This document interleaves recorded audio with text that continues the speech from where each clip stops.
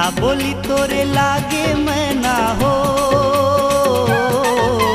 मीठा बोली तोरे लागे मैं ना, मनला मोर लुभाए ते मयारू चलिया बे मोला काबर तरसाए, ते मयारू चलिया बे मोला काबर तरसाए। देखे बिना मोरे तरसे नैना हो, देखे बिना मोरे तरसे नैना ने मन के प्यास बुझाए। सो आजा जल्दी आजा मोला काबर तरसाए, सो आजा जल्दी आजा मोला काबर तरसाए। मीठा बोली तोरे लागे मैं ना हो,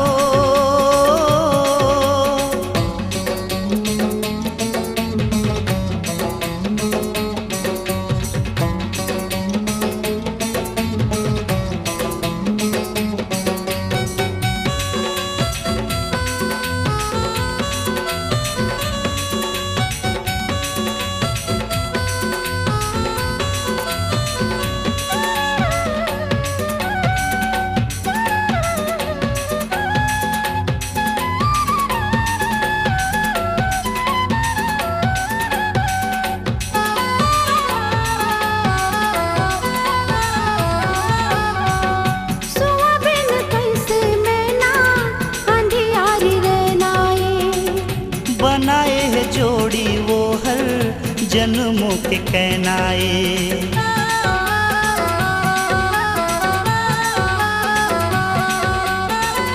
सुहाबिन कैसे मैना अंधियारी रहनाए, बनाए है जोड़ी वो हर जन्मों के कहनाए। आप हीरा दो तोला मैं ना हो, आप हीरा दो तोला मैं ना, मैनो लखा हार। तुर बिना मोर सुआ जग हावे अंधियार, तुर बिना मोर सुआ जग हावे अंधियार। मीठा बोली तोरे लागे मैं ना हो,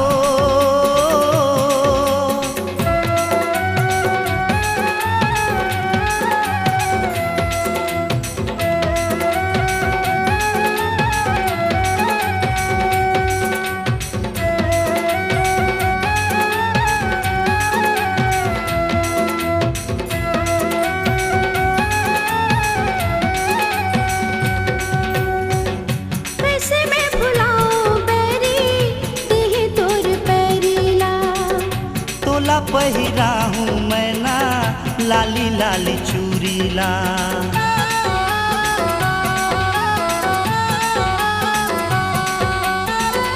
कैसे मैं भुलाऊं बैरी देह तोर पैरीला। तोला पहिरा हूँ मैं ना लाली लाली चूरीला, सुघर लागे तोरे पैरी मैं ना हो, घर लागे तोरे पैरी मैं ना, छम छम शोर मचाए ते मयारू चलिया बे मोला काबर तरसाए, ते मयारू चलिया बे मोला काबर तरसाए। मीठा बोली तोरे लागे मैं ना हो,